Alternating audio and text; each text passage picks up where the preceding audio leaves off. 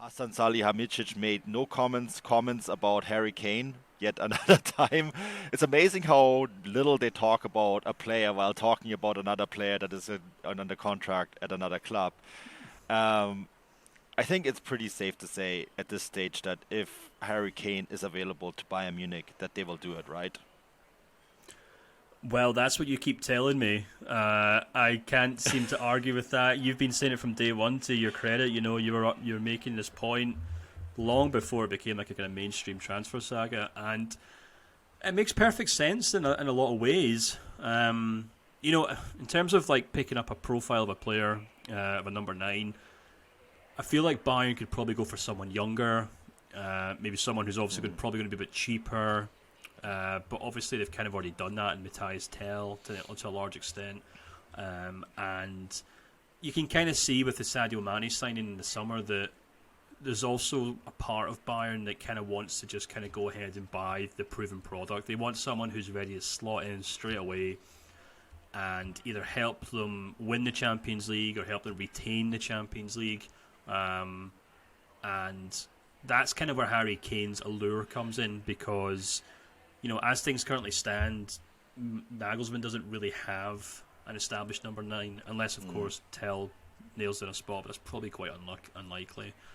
We had Kevin on the show in midweek, and he was kind of talking about how impressed he's been of this strikerless formation, and I kind of agree with him to a large extent. I kind of said at the start of the season that I think the strikerless formation might actually do him quite well in the Champions League. It remains to be seen where they will, but I can understand why Bayern might get to the end of the season and think, well, that was a fun experiment, and it got us to the semi-finals of the Champions League, we won another Bundesliga, blah blah blah. But if we want to kind of make the next step, we probably do need to sign a number 9 who can, really not really just plays number 9, but obviously in Harry Kane, he'd be able to bring a guy in who other players can play off of as well. He's a bit more than just a classic number 9, and I think most appealing about that is that they would be able to offer him the opportunity to obviously win titles that, for one reason or another, Tottenham obviously can't do. He's now not going to get that move to Manchester City because they signed Erling Haaland.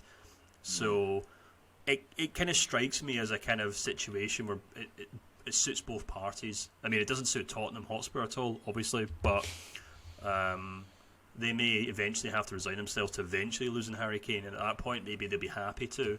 If Antonio Conte sticks around and he decides that he wants money to do a proper rebuild. So maybe moving Harry Kane on for a high fee is maybe the best thing for them as well. But, I guess it's just going to kind of come down to what happens in the second half of the season, how Sadio Mane gets on, and whether Nagelsmann will be knocking on Salihamidzic's door come May and April saying, yeah, my conclusion from this season is that we can't really do it without a number 9.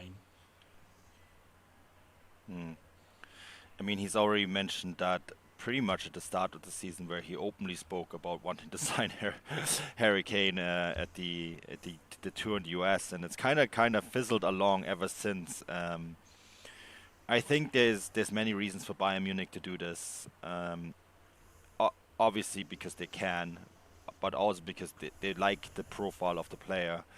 I think when it comes to number 9, I don't think Harry Kane is as good as Robert Lewandowski, but he's probably the closest thing out there to him, right? And I think the impact too. Bayern Munich is the team that sells the most jerseys of any team in the world, right? In terms of merchandise, this would give them another boot.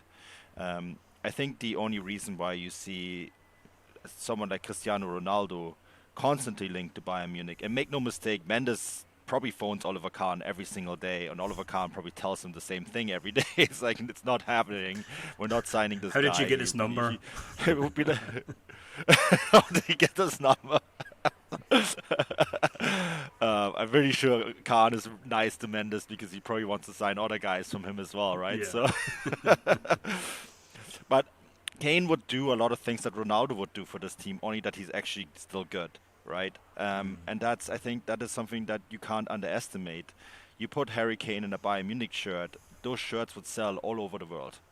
And he would also still offer them a significant impact on the field. And I think that is, Bayern Munich will be back in the United States next year.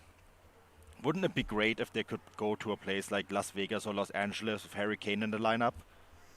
I think that Yeah. is something that you can't underestimate, right? It's a really great point, because I think maybe 10 or 15 years ago you would have talked about clubs signing Japanese players or Brazilian players, or even actually signing American players with the hope of selling shirts from their home nations. You know, I remember when Celtic signed Shinsuke Nakamura, people were going nuts for this kind of like Japanese effect, you know. Yeah. And it's understandable, but actually now if you look at it in 2022, if the best way to crack the American market, if you're Bayern Munich, or maybe not crack it, but cement your place there, would be to sign a household name from the Premier League, because we've now got to the point where household names in the Premier League are household names in America for a large extent, you know. So Yeah. I mean, I was listening to an American politics podcast and the other day, and they were talking about whether British politics copies American politics, and the guy, it was Jon Stewart, actually, is a very famous, you know, American TV presenter in the US, and he said, we don't want your politics, but we'll keep your Premier League. You know, so it's already kind of, it's permeated even that, to that extent of the culture, which Yep. I'm sure our listeners from America don't need me to tell them about. So yeah, Harry Kane makes sense commercially as much as it does a sporting reason. I mean, I'd have my concerns. He does have an injury in him, I must admit. He is getting slower. He's also kind of retreating further and further back to the point that he's almost a number 10 himself. So, you know, I'd maybe have those concerns if I was Bayern Munich, but at the end of the day, he's a really classy player, and he's also potentially a number 9 that could play Nagelsmann's system in that sense, where he's not just a kind of bog standard penalty box striker. He's a number 9 that could slot in and play the way that Thomas Muller does right now, or Jamal Musiala does or something right now, in that, or Leroy Sané does right now in that kind of number 10 role. So yeah, it makes a lot of sense commercially, and it probably would make perfect sense in a sporting way as well.